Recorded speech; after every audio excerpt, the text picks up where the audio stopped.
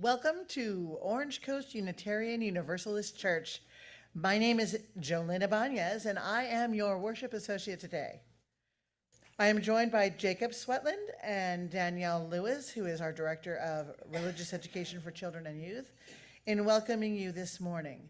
Our minister, Reverend Sean Wiltshire, is not leading the service today, but she has a special message for you. Hello, Roomers and Zoomers. So I'm away this week, but my spirit is with you. For those of you who are new to the church, maybe you're just checking us out or curious about Unitarian Universalism, welcome. Glad you're here. You are in for a treat. This is a wonderful, friendly, fabulous, just all-around spectacular community. I hope you can get to know them, because it can be kind of tough to get to know a new community. But here's the thing, just hang in there, join in one of the activities, and before long, you'll get to know people, and then this becomes your church. Well, today we've planned a wonderful service for you, just blending music and word to bring together a helpful and hope-filled message. We hope it will feed your soul. So without further ado, let's go. In addition, this morning, we are delighted to have Reverend Dr. Arvid Straube. Yes. Who was a parish minister for 35 years, serving congregations in Washington State, North Carolina, and most recently as lead minister of the First UU Church of San Diego. We love San Diego. He currently has a ministry of teaching and spiritual direction. We also would like to recognize the many volunteers that have helped to put this service together today. We respectfully recognize that our church property rests on Ahachiman and Tongva land. As Unitarian Universalists, we have many different beliefs, but we are one loving community, bound together by not by a common set of rules or beliefs, but rather by a covenant. And a covenant is simply a promise that whatever our beliefs, we accept one another and we encourage each other in spiritual growth. We affirm that all life has inherent value and that all existence is interconnected.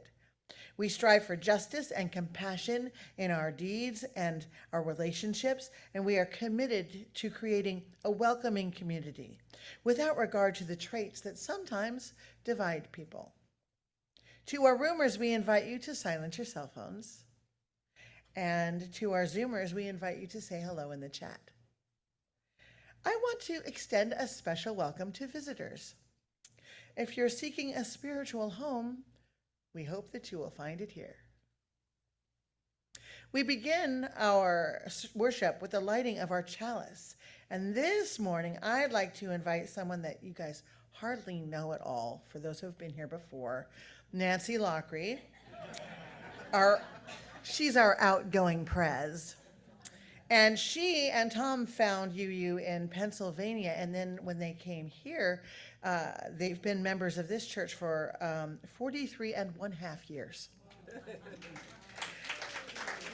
As she lights our chalice, let us say our unison affirmation together. Love is the spirit of this church, and service is its law, to dwell together in peace, to seek truth in love, and to help one another. This we affirm together. Please rise in body or spirit, and let's sing our opening song, Though I May Speak with Bravest Fire.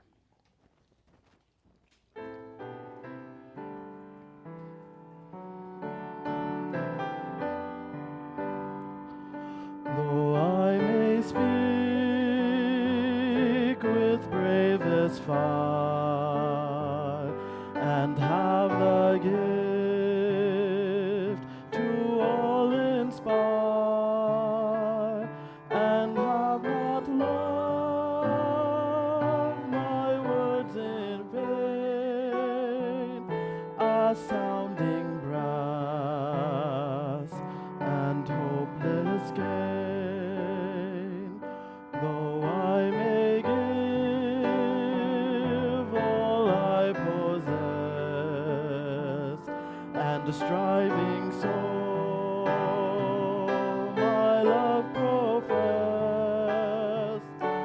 that not begin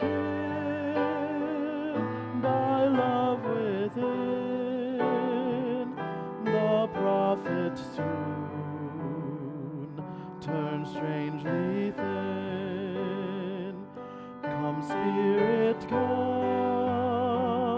our hearts control, our spirits long to be made whole.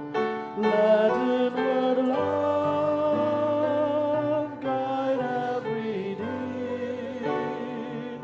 By this we worship and are free.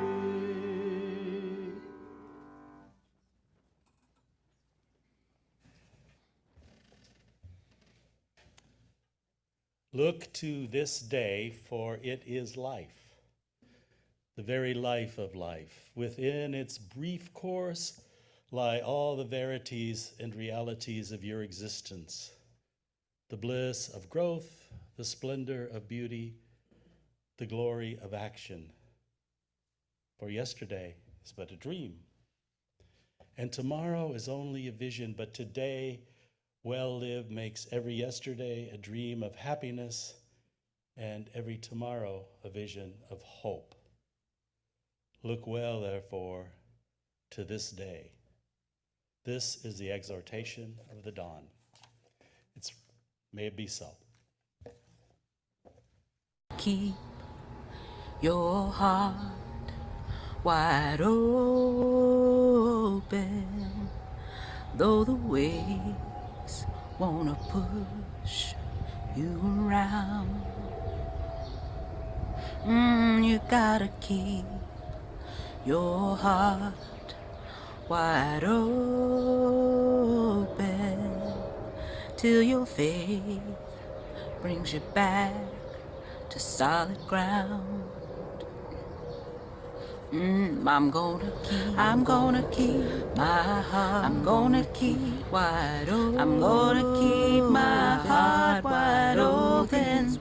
Though these waves wanna push, though they want me around, though the waves wanna push me around, I'm gonna keep my heart. I'm gonna keep wide open. I'm gonna keep my heart wide open till my faith brings me back to solid ground. Until my faith brings me back to solid ground. We gotta keep our heart. We gotta keep wide open. We gotta keep our hearts wide open. Though these waves wanna put us around, though these waves wanna push us around, we gotta keep our heart. We gotta keep wide open till our faith brings us back to solid ground. Till our faith brings us back to solid ground.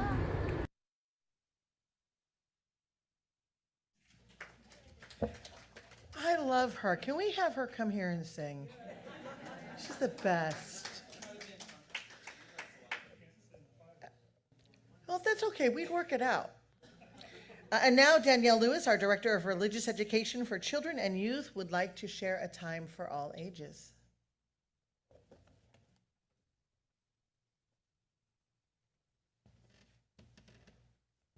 All right, today we have a book and it is called Enemy Pie by Derek Munson.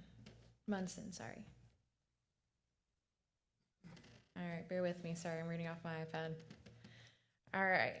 It should have been a perfect summer. My dad helped me build a treehouse in our backyard. My sister was at camp for 3 whole weeks, and I was on the best baseball team in town. It should have been the perfect summer, but it wasn't. It was all good until Jeremy Ross moved into the neighborhood, right next door to my best friend Stanley. Oops. I did not like Jeremy Ross. He laughed at me when he struck me out in baseball games. He had a party in his trampoline, and I wasn't invited, but my best friend Stanley was. Jeremy Ross was one and only person on my enemy list. I never even had an enemy list until he moved into the neighborhood. But as soon as he came along, I needed one. I hung it up in my treehouse where Jeremy Ross was not allowed to go. Dad understood stuff like enemies. He told me that when he was my age, he had enemies too, but he knew of a way to get rid of them. I asked him to tell me how. Tell you how? I'll show you, he said. He pulled a really old recipe book out of the kitchen shelf. Inside, there was a really worn scrap of paper with faded writing. Dad held it up and squinted at it. Enemy pie, he said, satisfied. You may be wondering, what exactly is an enemy pie? I was wondering too, but Dad said the recipe was so secret he couldn't even tell me. I decided it must have been magic. I begged him to tell me something, anything. I will tell you this, he said. Enemy pie is the fastest known way to get rid of enemies. Now, of course, this got my mind working. What kind of things disgusting things would I put into a pie for an enemy? I bought Dad some weeds from the garden, and he just shook his head. I brought him some earthworms and rocks, but he didn't think that he needed those. I gave him the gum I'd been chewing on all morning, but he gave it right back. I went to play alone. I shot baskets until the ball got stuck on the roof.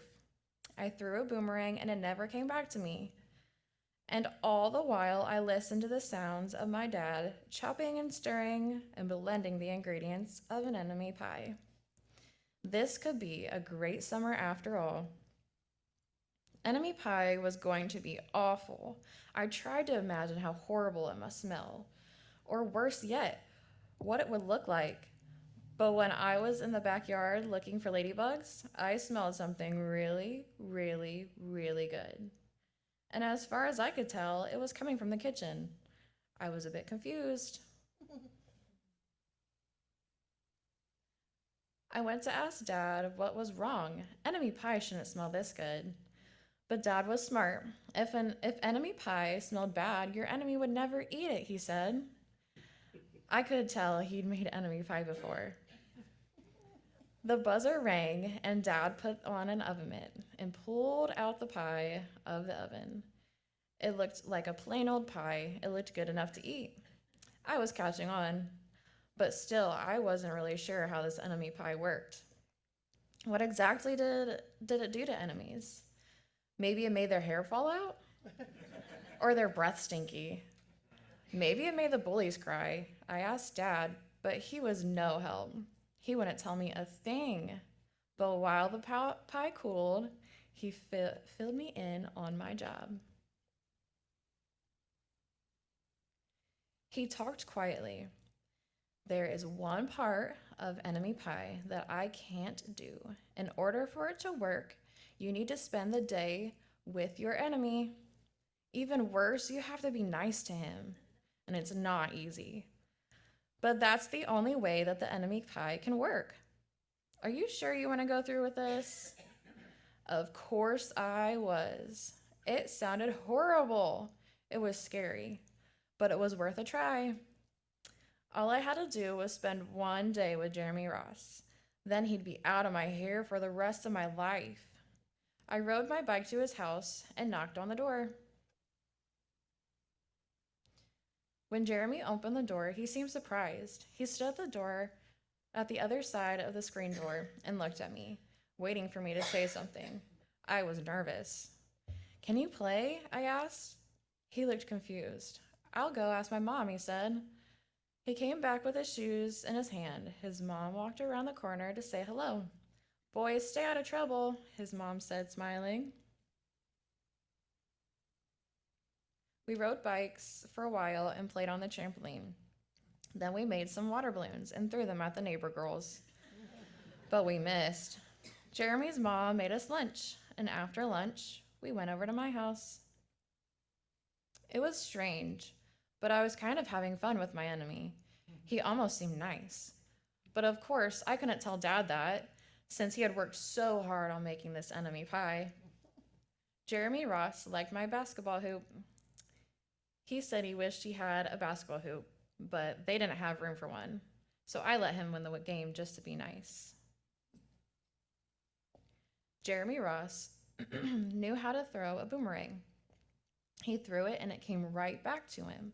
I threw it and it went over my house into the backyard. When we climbed over the fence to find it, the first thing Jeremy noticed was my treehouse. There we go. Oh, we're having some difficulties. Give me a second, sorry. There we go. My treehouse was my treehouse. I was the boss. If my sister wanted in, I didn't have to tell her. If my dad wanted in, I didn't have to let him in. And if Jeremy wanted in, can we go in it? He asked. I knew he was going to ask me that, but he was at the top. He was the top person, the only person on my enemy list. And enemies aren't allowed in my treehouse. But he did teach me how to throw a boomerang, and he did have me over for lunch, and he did let me play on his trampoline. He was being a very good enemy. Okay, I said, but hold on. My goodness, what is going on? I climbed up ahead of him and tore the enemy list off the wall. I had a checkered board and some cards in the treehouse. We played games until my dad called us down for dinner. We pretended like we didn't hear him, and when he came to get us, we tried to hide from him, but somehow he found us. Dad made us macaroni and cheese for dinner, my favorite. It was Jeremy's too. Maybe Jeremy Ross wasn't so bad after all.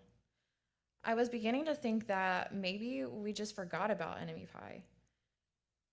But sure enough, after dinner, Dad brought out the pie. I watched as he cut the pie into 8 thick slices. Dad, I said, it sure is nice to have a new friend in the neighborhood.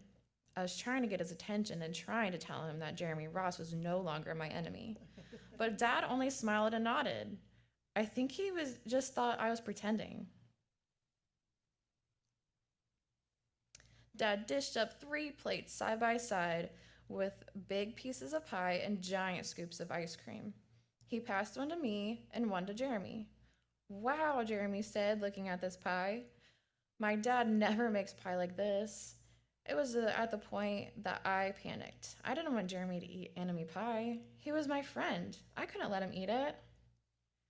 Jeremy, don't eat it. Don't eat the bad pie. I think it's poisonous or something. Jeremy's fork stopped before reaching his mouth. He crumbled his eyebrows and looked at me funny. I felt revealed. I had saved his life, as I was a hero. If it's so bad, Jeremy asked, then why has your dad already eaten half of it? I turned to look at my dad, and sure enough, he was eating enemy pie. Good stuff, he mumbled through a mouthful. and that was all he had said. I sat there watching them eat enemy pie for a few seconds. Dad was laughing. Jeremy was happily eating it, and neither of them were losing any hair. It seemed safe enough, so I tried a tiny piece, and the enemy pie was delicious. After dessert, Jeremy rode his bike home, but not after inviting me over to play on his trampoline in the morning. He had said he'd teach me to flip. As for enemy pie, I still didn't know how to make it. I still wonder if enemies really do hate it, or if their hair falls out, or if their breath turns bad. But I don't know if I'll ever get answers, because I just lost my enemy.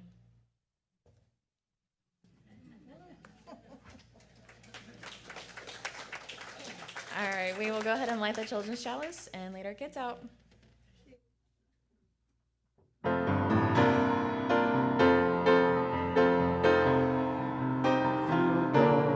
As you go,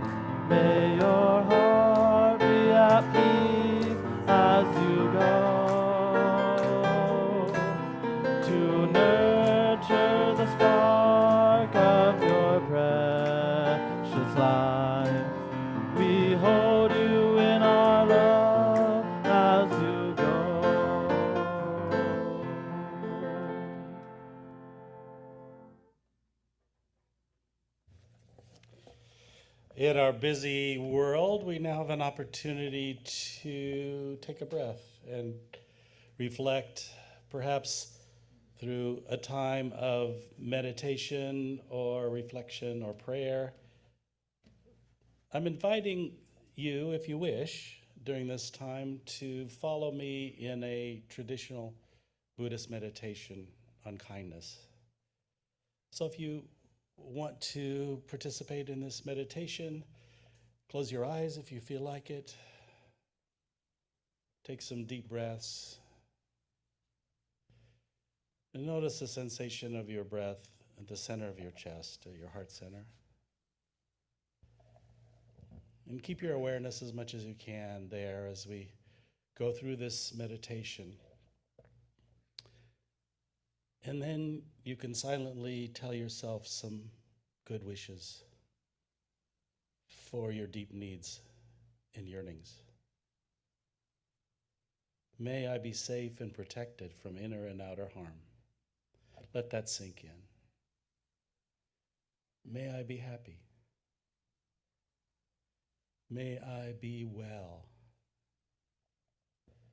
May I live with ease. Let that sink in. Notice the sensation in your heart center. May I be happy. May I be well. May I be safe.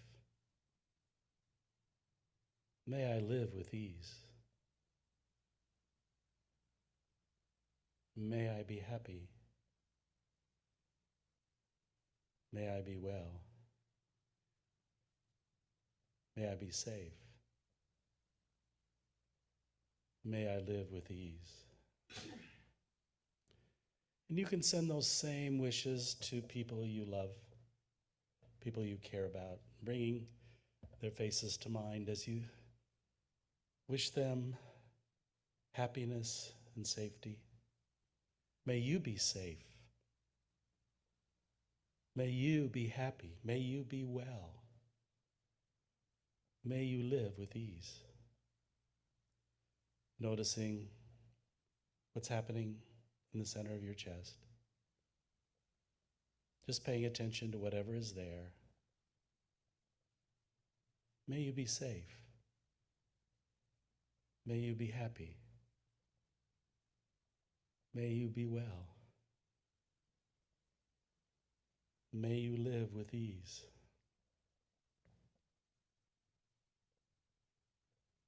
And now think of someone who is a problem for you.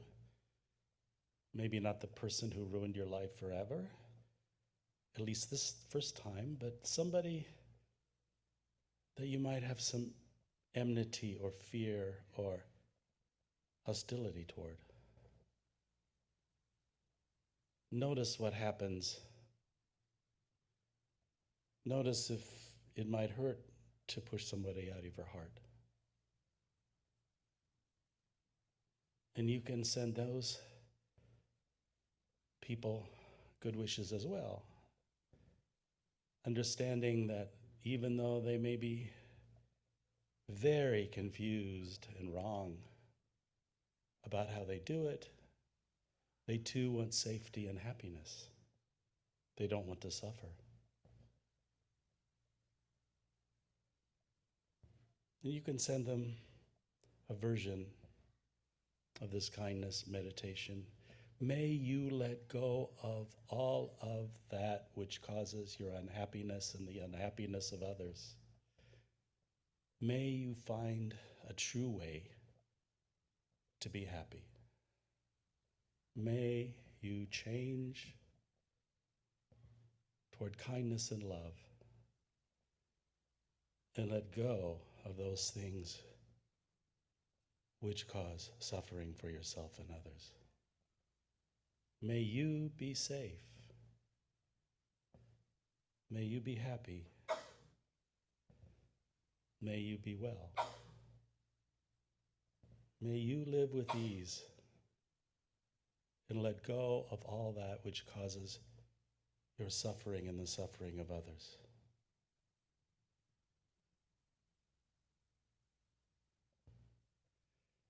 And now notice if there's a warmth in your heart center, and let that warmth spread. If there's not, that's fine, but let that kindness spread to everyone in this room. And wish them those same thoughts. May I be safe. May you be safe. May you be happy. May you be well. May you live with ease. And let that warmth and kindness spread to encompass the city, the region, the state, the nation, the globe. May all beings everywhere be safe. May all beings everywhere be happy. May all beings everywhere be well.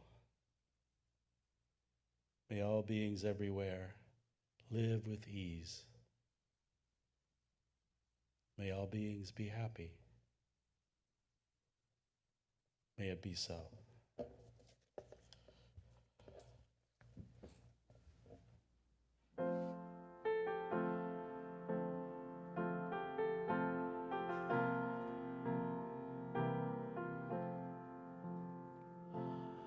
There is more love somewhere. There is more love somewhere. I'm gonna keep on till I find it. There is more love somewhere. There is more hope somewhere. There is more hope somewhere. I'm gonna keep on till I find it. There is more hope somewhere. There is more peace somewhere. There is more peace somewhere. I'm gonna keep on till I find it. There is more peace somewhere. There is more joy somewhere. There is more joy somewhere. I'm gonna keep on till I find it. There is more joy somewhere.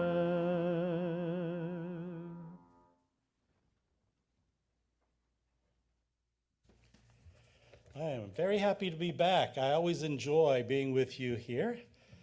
You have a great, alive congregation and a great tech team. So, believe me, I've seen everything. It's good to be here.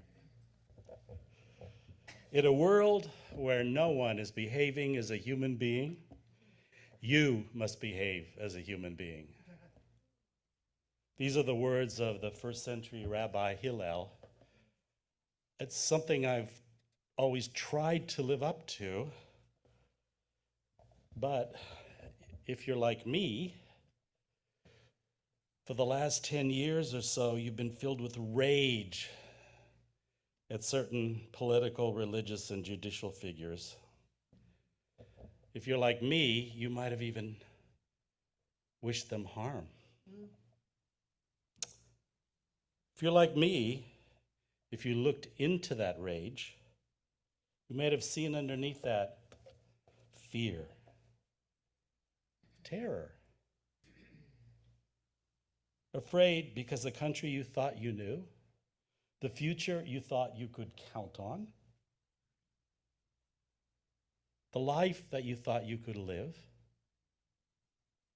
is no longer there. If you're like me and you notice that fear,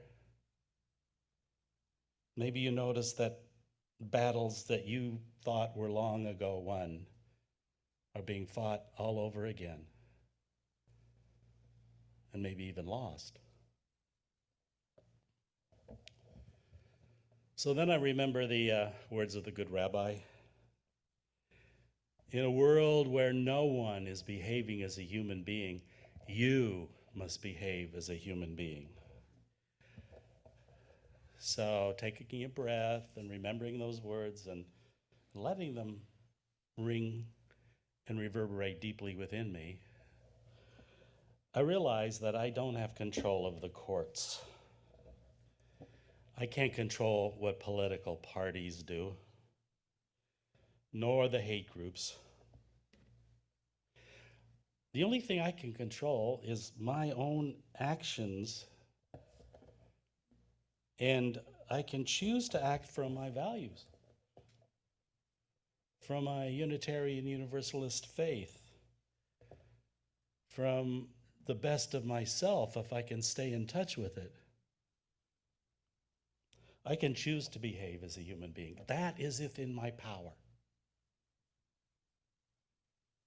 Now, we live in a polarized environment where it seems, or at least the news tells us, that there are two sides, and each side perceives the other as evil and a threat. All kinds of labels being added to the opposite side. And this is happening, I have to say, on both sides of the political divide.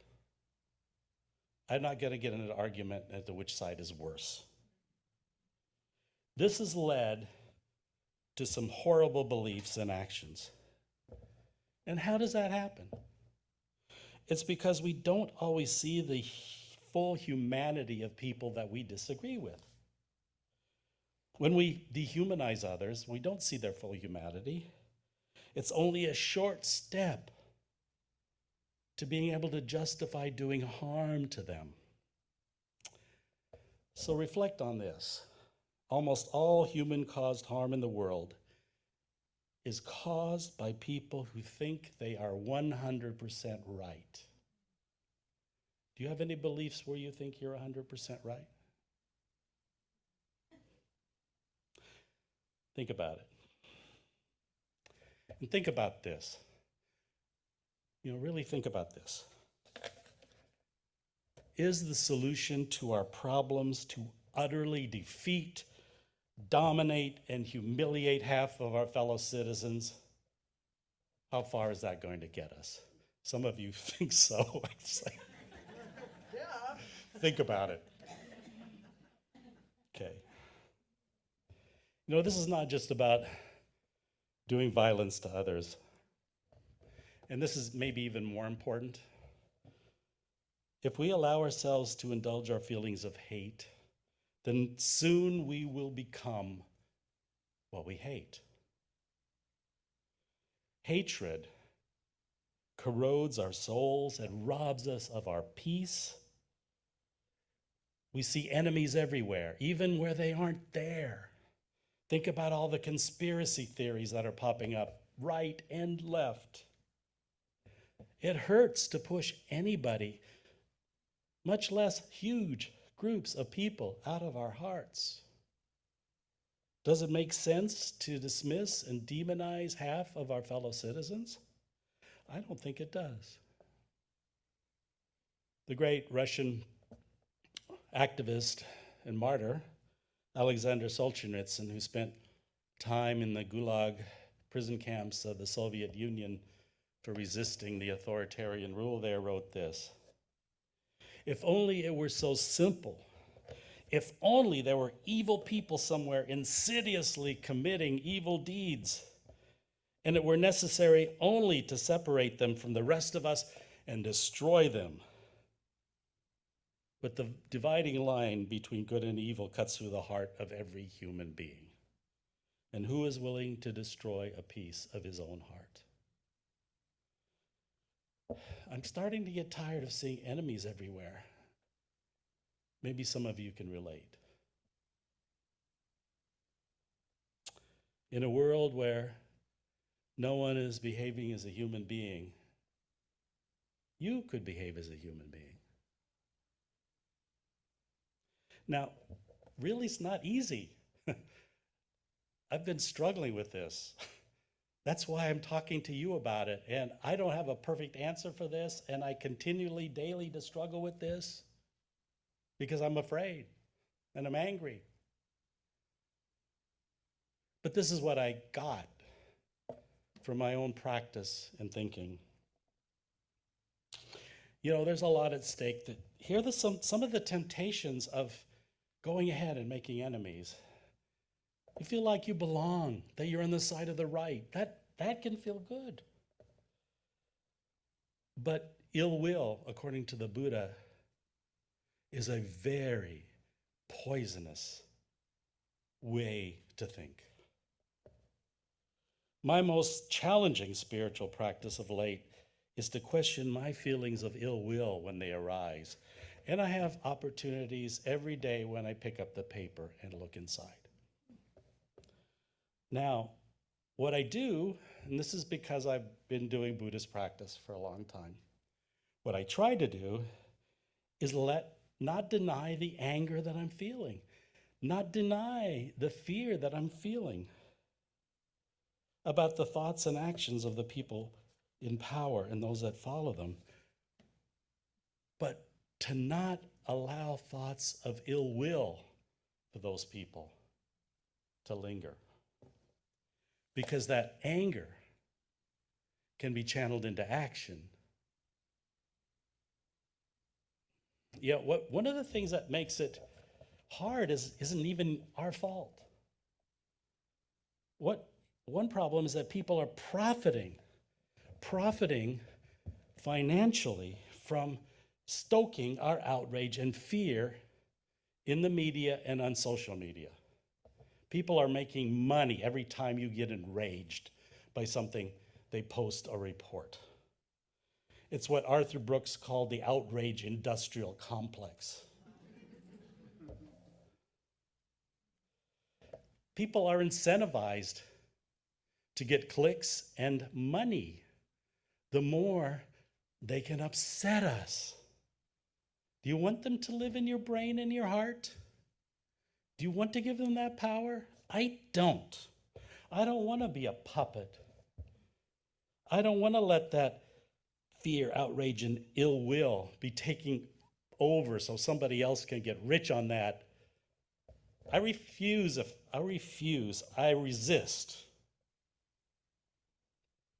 And I don't watch the news. I read the news. I don't watch the news. And if somebody puts something hating and dehumanizing on Facebook, it doesn't matter whether I agree with them or oppose them, I unfollow them.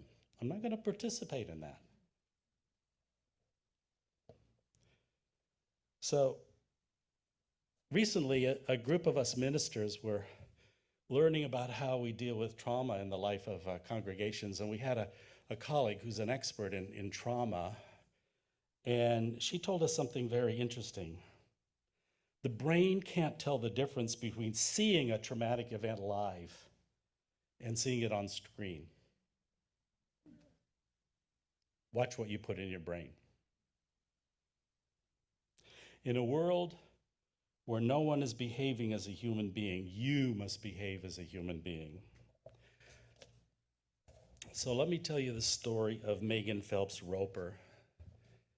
Who knows who the Westboro Baptist Church, what the Westboro Baptist Church is? Yeah, those are the people, the God Hates Fags Church. You know, the ones who demonstrate in front of funerals of fallen military people because the United States tolerates homosexuality. And they hold up signs saying God hates fags. They hold up signs saying thank God for dead soldiers. How hateful is that? I can't imagine anything more. So Megan Phelps Roper's grandfather founded this church. And she grew up with it. And she held, when she was as young as 4 years old, she held up these signs, these horrible signs. She believed it. That's what she was brought up to believe. And then, when she was 18 and new technology became available, she decided that she was going to create a Twitter account for Westboro Baptist Church. So she was tweeting these beliefs of the Westboro Baptist Church. And you can imagine what kind of reaction she got. Some pretty hateful stuff coming right back. All right? But the thing is, not everybody did. Some people ask her more personal questions, ask her if she could go a little bit more deeply into her experience, her feelings, her beliefs. They had some curiosity. They asked questions. And when a certain amount of trust had been developed, they began to point out problems with her worldview. And she was able to listen. And then they respectfully, after the trust, they were absolutely respectfully argue with her until she left the Westboro Baptist Church, which meant she had to leave her family, who treated her as if she was dead after that. And she even married one of the questioners who was Jewish, and that was not something that her grandfather approved of either. And now her whole life is talking about how we can relate to people we disagree with, to be curious, to see beneath the statements and beliefs to the person underneath. I like to read Buddhist literature, and here's a slogan I ran into for talking to people who disagree with you. Don't argue. Don't argue. Don't well, how could you believe that? Or, are you kidding? Or what? Don't argue. Just listen. And then plant some seeds. That's what happened with Megan Phelps Roper. Plant some seeds. Well, once you've listened and they're open, here's why I think this way. Have you ever thought about it this way? That's all you have to do. People don't change because I know some of you are really, really smart, but people don't change immediately because of the power of your argument. But if you plant some seeds, they might want to think about it. They might want to feel safe to question some of the beliefs, because those toxic beliefs don't feel good. Yes, superficially, being part of the in crowd, the knowledge crowd, the people who know the conspiracy, blah, blah, blah. But pushing other people out of our hearts doesn't feel good at the deepest level. So if any of you think that I'm indifferent to the white supremacists, to the warmongers, to the lying politicians, to the corrupt judiciary, and others who would undermine our democracy, I can assure you, you are wrong. I am not indifferent, not at all. But see, I know deep down that you don't have to like your enemies to love them. You can despise what they believe. You can despise what they're trying to do. You can do everything in your power to stop them, but not wish them harm. Recognizing that our side's argument has flaws that we can't yet see, and never seeing them as less than human, wanting safety, happiness, health, wanting to be happy and not to suffer, like all feeling things. The civil rights leader James Baldwin said,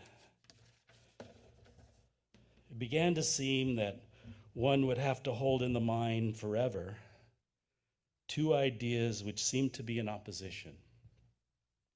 The first idea was acceptance.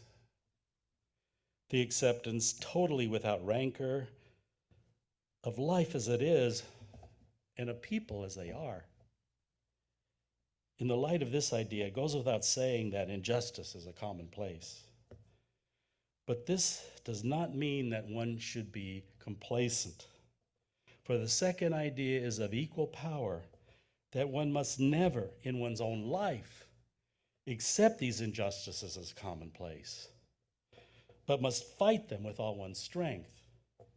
This fight begins, however, in the heart. And it has now been laid in my charge to keep my own heart free of hatred and despair. And I submit to you that it has been laid to our charge to keep our hearts free of hatred and despair.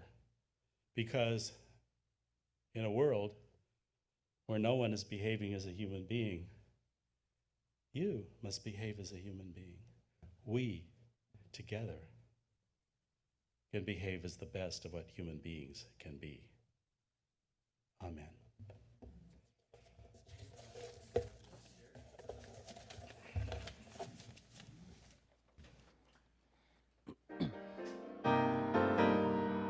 We are building a new way. We are building a new way. We are building a new way, feeling stronger every day. We are building a new way. We are working to be free. We are working to be free. We are working to be free. Hate and greed and jealousy. We are working to be free. We can feed our every need. We can feed our every need. We can feed our every need. Start with love, that is the seed. We can feed our every need. Peace and freedom is our cry. Peace and freedom is our cry. Peace and freedom is our cry. Without these, the world will die. Peace and freedom is our cry.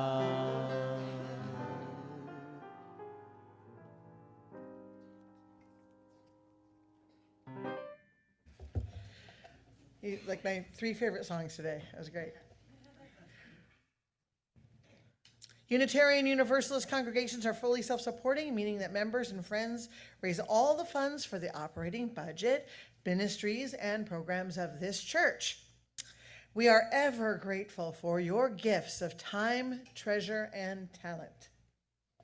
OCUC amplifies that spirit of generosity by sharing half of the plate we receive with an organization that shares our values. This month we are sharing with Stand Up for Kids. And in case you didn't notice, we share with them every other month. And they are an outreach program for teens and kids to make sure that they get school and food and a bed to sleep in, mentors, and their success rate at graduation is ridiculous. It's like, I can't remember now, it's like 99% of the kids that they intervene with manage to graduate from high school. It's really, truly amazing. So please be generous. There are multiple ways in which you can support the church and this organization. You can mail a check, you can go through our website, you can use an app called Vanco Mobile. If you are a roomer, you can simply put it in the basket as it's passed. And the choice is yours. All the information is on our website should you need it. As always, thank you for your generosity.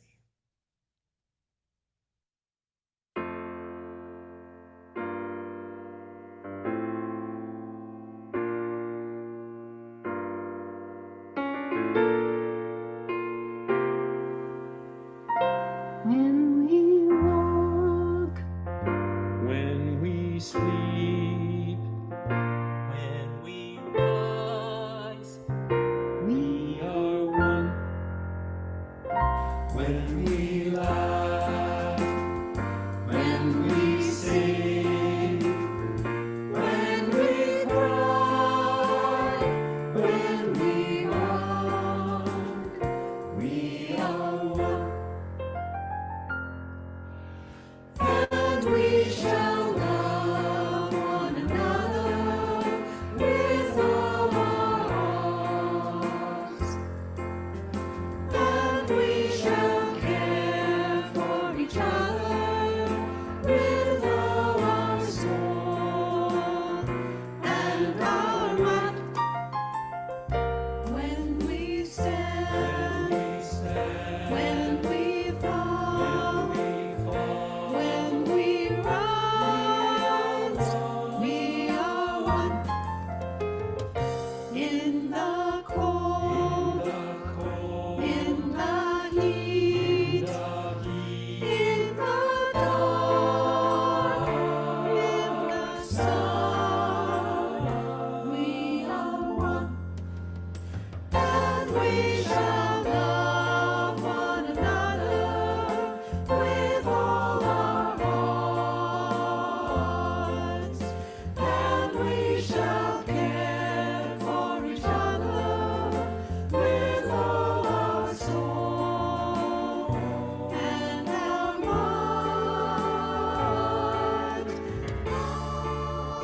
When we're trapped within our blindness,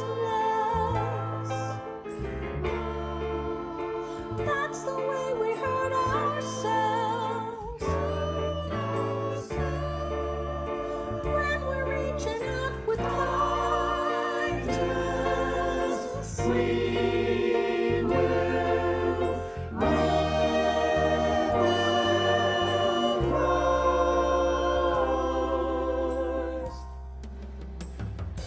And we do, and we try, we must live, or we die, we will reach, we will try, we will rise, we will fly, we are one.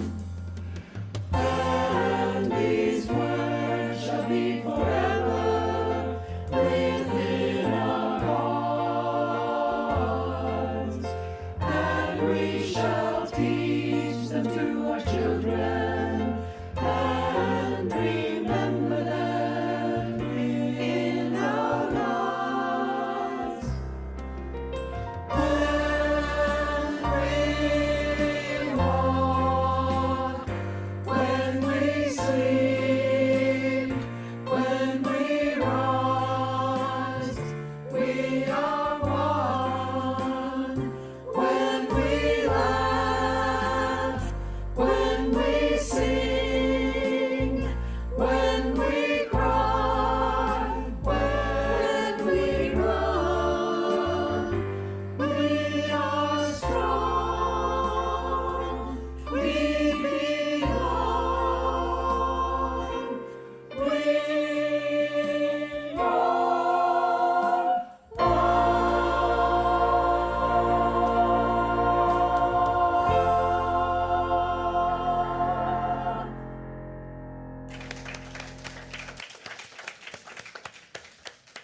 Please join us in singing We Gather Together, a song that puts our intentions and words towards the actions that we share.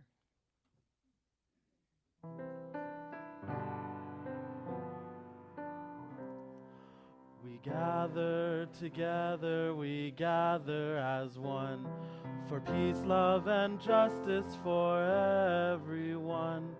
We give from our hearts to show that we care. We can change lives with what we share.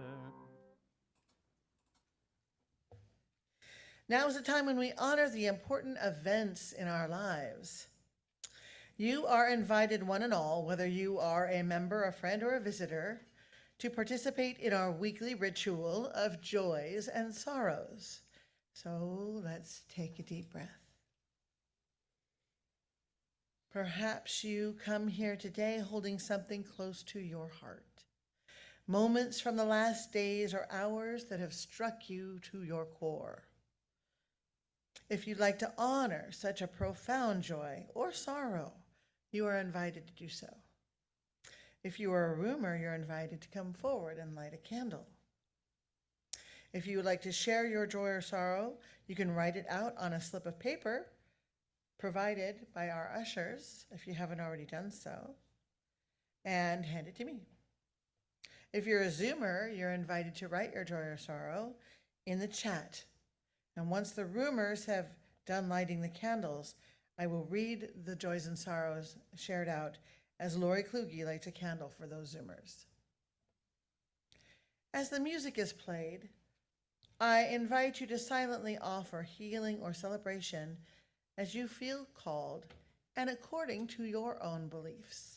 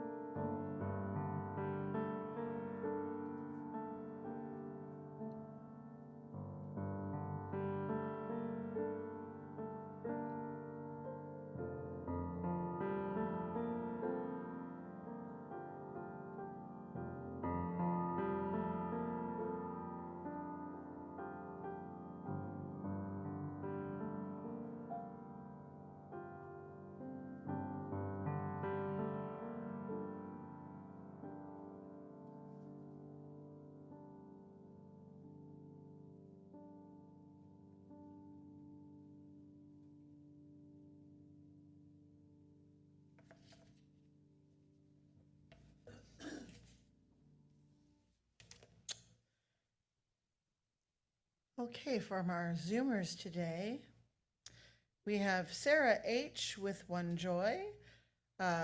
4 family birthdays, July 4th and 5th. My dad, 2 nieces, and my son who turned 50. How can he be 50? I'm only 40.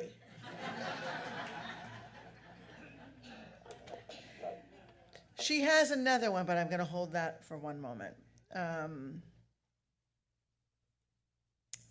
I'm actually going to get to the rest of the Zoomers in just a minute. I'm going to do some of the ones from in-house. Sarah C. says, I like to cook and do artwork, fashion, read, write, and read books. So that's joy. Yay. Elizabeth K. Gratitude. Once again, my gratitude is reinforced for the fierce support and reciprocation of friendship from the strongest, and because I consider myself your friend, I accidentally read that in my head as strangest. A group of women I know that are always there for each other no matter what. You know who you are, ladies. It goes both ways. Craig P., a candle of joy. What I saw today in our parking lot, up in the trees, 2 hawks sitting peacefully. It's a good joy. And here's one from Don and Sandy M. Today's flowers, this is joy. Today's flowers are in celebration of our 43rd wedding anniversary this Thursday. Yay. And that was Sarah H.'s other joy. Happy anniversary to Sandy and Don. You know, Sandy does all these beautiful flowers. She's massively talented. Another one here, thank you.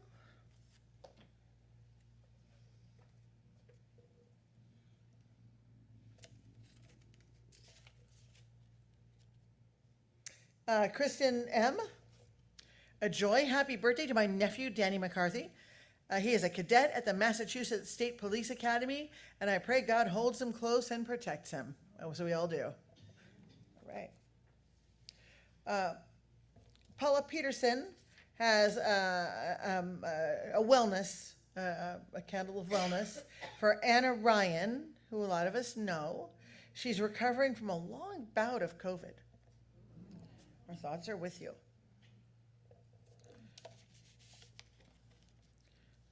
Speaking of COVID, Lori M. says, sorrow, I have COVID here in Southern California, and also my son and his wife in Monterey have it too. I hope we will all get well soon and test negative. Yes, thank you. Right. And another one, Catherine T. says, a candle of healing for my friends who have COVID right now. Yesterday, one friend told me she had it. This morning, I heard from another. Okay, guys, take your zinc and your C.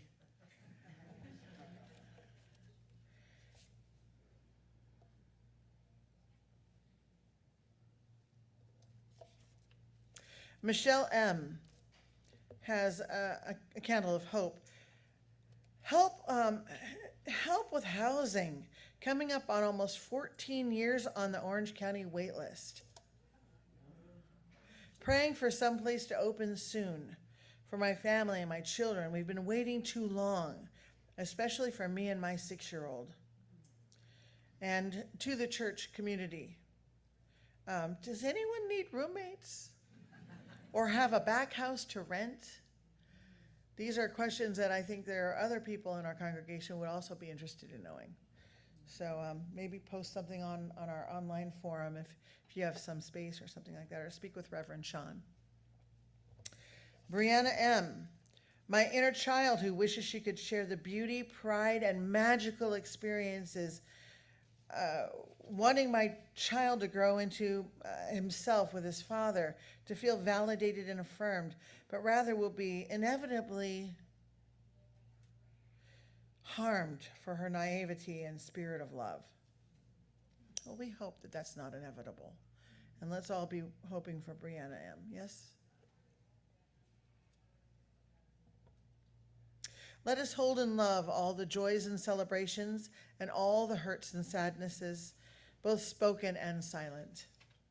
Let our joys remind us to be thankful, and our concerns remind us to hope, and our sorrows remind us to connect. Let all these moments remind us that we are not alone. Please join Lori Kluge in a spirit of prayer or meditation.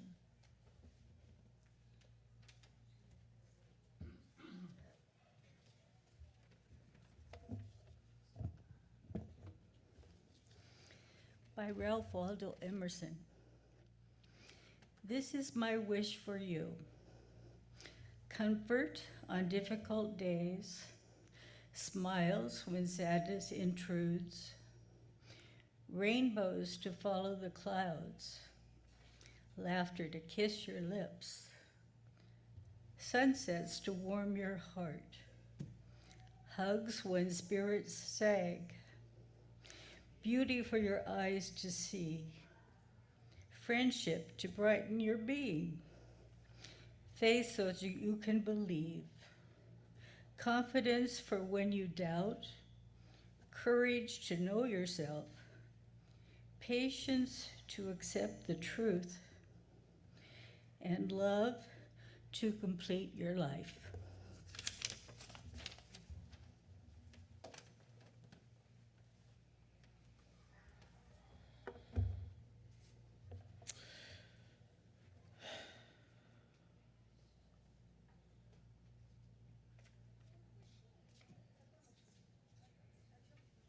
For some reason, my preamble to extinguishing the chalice is not here.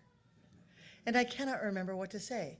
So what I will say is, this is the saddest part of the service for me, extinguishing the chalice of our togetherness, but that's what we're going to do. So let us say it all together.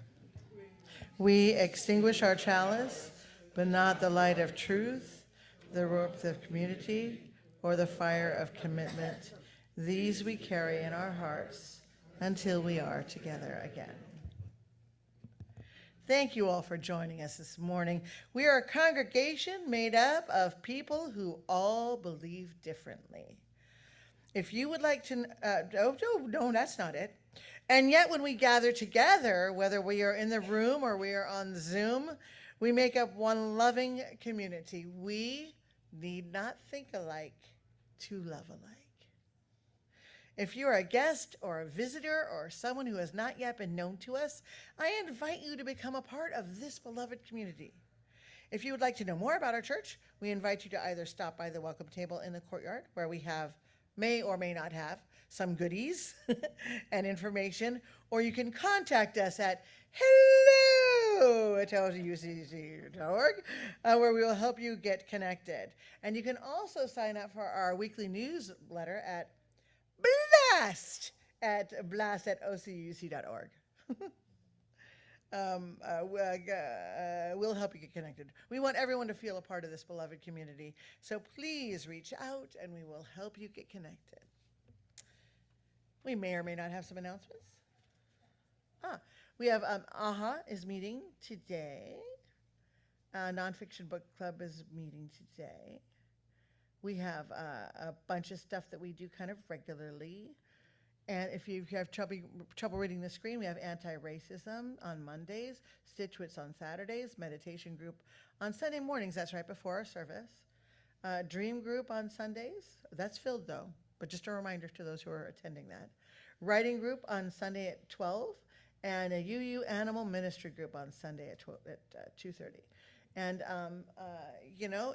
we may not have a lot of very new and exciting things to do this week, but we still do have fabulous, wonderful, rock solid things to do. Yes. All right. And now I will turn it over to the Dr. Reverend.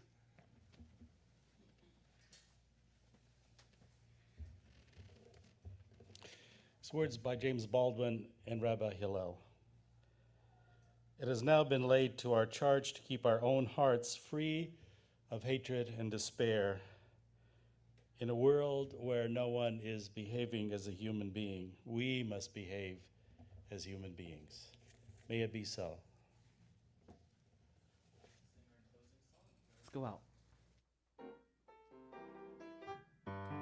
Let us go out and all do our part. Let us go out. bring joy to each heart. Let us go out with indifference destroyed. Let us go out with joy. Let us go out and all who